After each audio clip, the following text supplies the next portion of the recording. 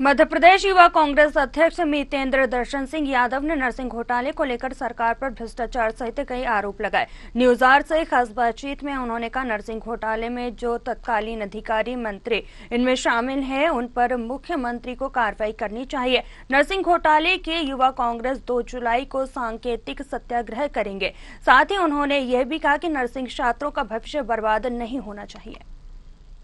नरसिंह घोटाला मुद्दा अब थमने का नाम नहीं ले रहा। एक तरफ विधानसभा सत्र में ये मुद्दा गूंजने वाला है, तो वहीं युवा कांग्रेस सड़कों पर उतरकर सत्याग्रह करने वाली है। हमारे साथ युवा कांग्रेस अध्यक्ष मितेंद्र दर्शन सिंह यादव जी मौजूद हैं। उनसे बात करेंगे, क्या सत्याग्रह रहेगा, क्यों रहेगा और क्या मांगे रहेंगी आपकी? मैं वैसे ही कह चुका हूँ कि मांग हमारी सिर्फ 3 ही है कि विश्वास सारंग जी के इस्तीफा की मांग, दूसरी मांग हमारी है कि जो अधिकारी थे वो जो इसमें लिप्त हैं उन पे भी जांच की मांग, तीसरी मांग जो युवाओं का भविष्य बर्बाद हुआ है, जिन बच्चों के साथ अत्याचार हुआ, जिनकी डिग्री अभी तक नहीं मिली, जिनके एग्जाम अभी तक नहीं, उनको लेके सरकार की क्या योजना और क्या रणनीति है कि उनको कैसे इंसाफ मिलेगा और इसकी जिम्मेदारी कौन लेगा।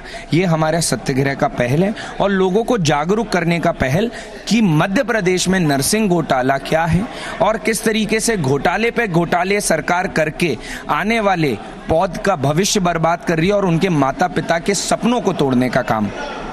बीजेपी कह रही है कि इस पर कार्रवाई की जा रही है, जो भी नरसिंह घोटाले में सामने आ रहे हैं उन पर लगातार कार्रवाई हो रही है, अधिकारियों पर कार्रवाई हो रही है। आप मुझे एक नाम बता दीजिए जो आपको लगता है कार्रवाई हुई है। मैं तो आपसे ही पूछ लेता हूं कि अगर आप ये कह रहे हैं कि भाजपा कह रही है कार्रवाई, तो आप मुझे एक नाम बता दीजिए, सीबीआई को छोड़ के यहाँ प्रदेश के अंदर कौन सी कार्रवाई हुई है?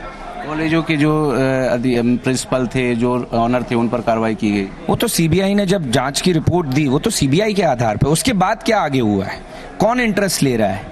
और बच्चों के लेके अभी तक 1 महीने में कोई योजना ही नहीं बनी है, जिनका 4 साल से पेपर ही नहीं हुआ है फर्स्ट ईयर का, तो कौन सी कार्रवाई देख रहे हैं? अच्छा, एक ऑडियो भी वायरल हो रहा है और नरोत्तम मिश्रा जी पूर्व गृह मंत्री थे, उन्होंने भी कहा कि विश्वास सारंग जी को फंसाया जा रहा है इसमें, और इसमें जो ऑडियो है 2 कांग्रेस के नेताओं का बताया जा रहा है। मैं फिर कहूंगा कि इस ऑडियो का जो मंत्री जी ने जिस तरीके से कहा कि ये कांग्रेसियों का है, तो मुझे लगता है कि हम तो ये मांग उठा ही रहे थे कि वो लिप्त हैं, तो इससे वो मांग और लोगों तक पहुंच चुकी है कि कौन कौन लिप्त हैं, क्योंकि आजकल का यूथ और आजकल की जनता इतना समझती है कि कांग्रेसियों के ऑडियो क्या होते हैं और भाजपाई के ऑडियो क्या होते हैं। आप सत्याग्रह करने वाले हैं, 2 तारीख से बैठने वाले हैं, लेकिन जो जगह निर्धारित की है आपने, 5 किलोमीटर दूर रखी गई है, पहले 1.5 किलोमीटर होती है, उस पर भी आपने सवाल खड़े किए। मैंने सवाल खड़े किए कि जब संसद 2.1 किलोमीटर पे परमिशन देता है और जब आपने पहले 1.5 से 2 किलोमीटर रखा हुआ था दायरा पिछले वाले विधानसभा में, इस बार आपने 5 किलोमीटर क्यों बढ़ा है? ऐसे आप क्यों डर गए कि 5 किलोमीटर कर दिया, 2 ही रहने देते? तो ये तो चिंता का विषय सरकार के लिए होने लगा है कि वो किस चीज से डर रहे हैं। सरकार डर गई है। मैं बिल्कुल मान रहा हूँ, तभी 5 किलोमीटर हुआ है। तो ये थे हमारे साथ मितेंद्र दर्शन सिंह यादव, युवा कांग्रेस अध्यक्ष, जिनका साफ तौर पर कहना है कि जो नरसिंह घोटाला है, नरसिंह घोटाला में जो भी लिप्त थे, चाहे मंत्री हो, चाहे अधिकारी हो, चाहे कोई पदाधिकारी, चाहे कॉलेज हो, सब पर कार्रवाई होनी चाहिए और ये सुनिश्चित किया जाना चाहिए कि आगे इस तरह की कार्रवाई नहीं हो। जहां एक तरफ विधानसभा सत्र में ये मुद्दा जमकर गूंजने वाला है, वहीं सड़कों पर अब युवा कांग्रेस उतरकर जो सत्याग्रह है उसको करेगी और कहीं ना कहीं इसको 5 किलोमीटर दूर सत्याग्रह करने की जो परमिशन मिली है उसको लेकर भी उन्होंने सवाल खड़े किए। सरकार का उसको डर बताया है।